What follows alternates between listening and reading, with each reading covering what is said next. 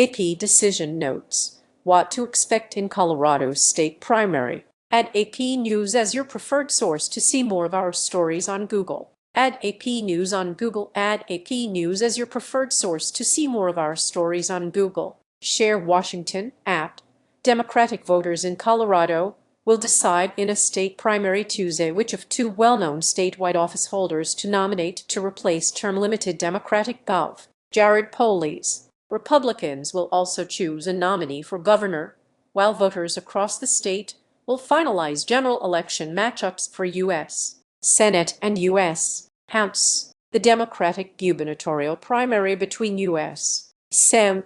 Michael Bennet and State Attorney General Phil Weiser will not only determine who might lead Colorado as President Donald Trump wages what Weiser has described as a revenge campaign against the state and its outgoing governor, but it could also create an opening in the closely divided U.S. Senate. If Bennet wins the nomination and the general election, he would need to vacate his U.S. Senate seat, allowing the governor to name a replacement until the next general election in 2028. Bennet has said that he would hold his seat right up until taking office and appoint his own replacement, rather than allowing Polis to make the pick. In a June 4 debate, Bennet said he would appoint a replacement under the age of 50. Of the 4 Democrats in Colorado's congressional delegation, 3 are under 50.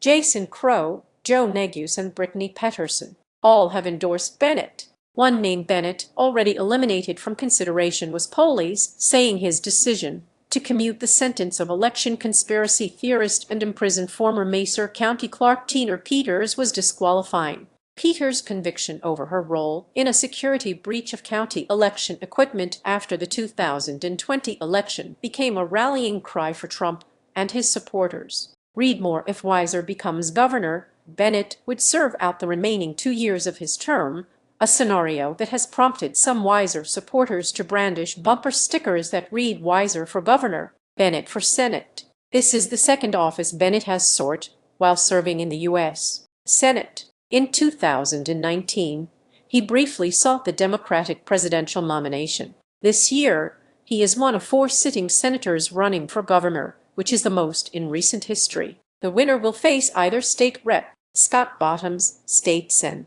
Barb Kirkmeyer, or Pastor and Marine Corps veteran Victor Marks as the Republican nominee. Marks leads the GOP field in fundraising with about $2.8 million in contributions and about $200,000 in the bank heading into the campaign's final 20-day stretch. Marks more than doubled Kirkmeyer's and Bottoms' combined totals in each category. According to Colorado Secretary of State records, Marks is the beneficiary of more than $400,000 in spending on TV and digital advertising from outside groups supporting his campaign. He's also the target of a several $100,000 ad campaign opposing him and supporting Kirkmeyer. Another group has spent a small amount on social media and email advertising opposing Marks and supporting Bottoms. On the Democratic side, Weiser has raised about $6.5 million in contributions, compared to about $4.8 million for Bennet.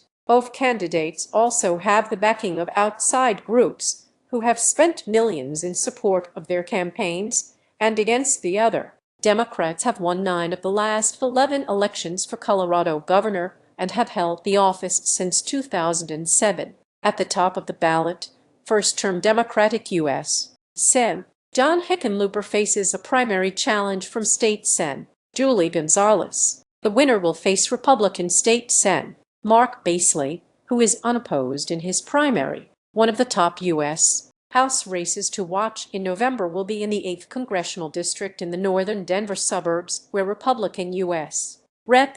Gabe Evans seeks a second term. The Democratic nominee will be either former State Rep. Shannon Byrd or State Rep. Manny Rutmel. The seat will be key to determining control of the chamber. El Paso County and the City and County of Denver are the most populous jurisdictions in the state. Arapahoe, Jefferson, Adams, and Douglas counties, which surround Denver, also have large populations, as do Larimer, Weld, Boulder, Pueblo, and Mercer. These 11 counties comprise about 87% of the state's total registered voters and are critical sources of primary votes for both parties. However, Republican-leaning El Paso and Douglas counties tend to be more influential in Republican primaries, while heavily Democratic Denver and Boulder counties tend to play a larger role in Democratic primaries. Here are some of the key facts about the election and data points the AP decision team will monitor as the votes are tallied.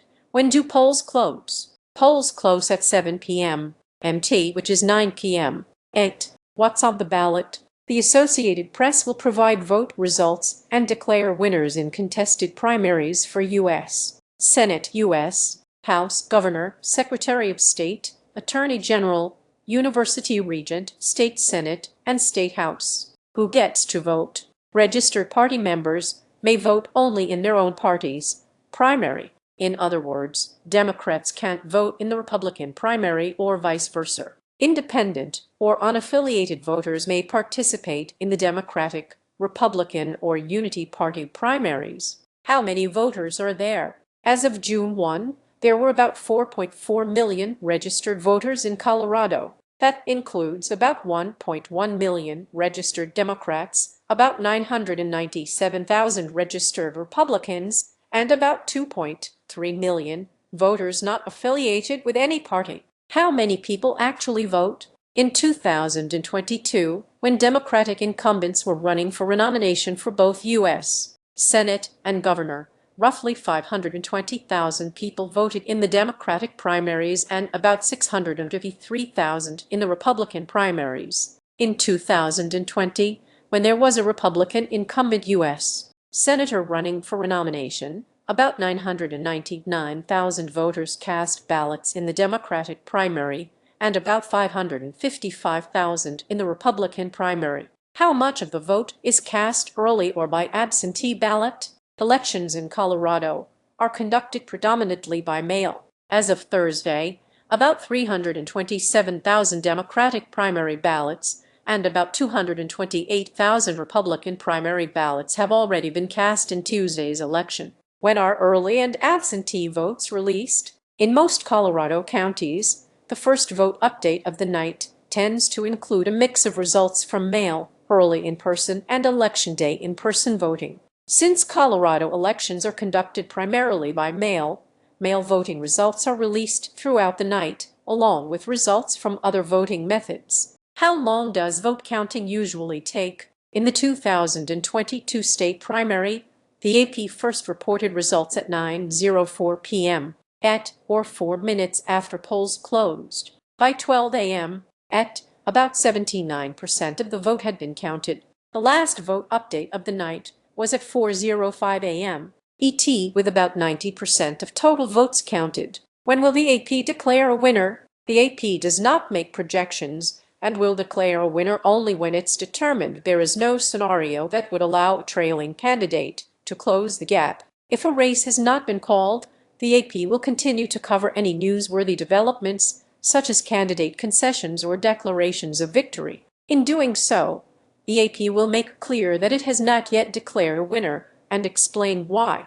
How do recounts work? In Colorado, an automatic recount is triggered if the margin between the top two vote-getters is 0.5% or less of the leading candidate's vote total. The AP may declare a winner in a race that is subject to a recount if it can determine the lead is too large for a recount or a legal challenge to change the outcome. Are we there yet? As of Tuesday, there will be 126 days until the 2026 midterm elections. Follow the AP's coverage of the 2026 election at https://upnews.com/projects/elections 2026/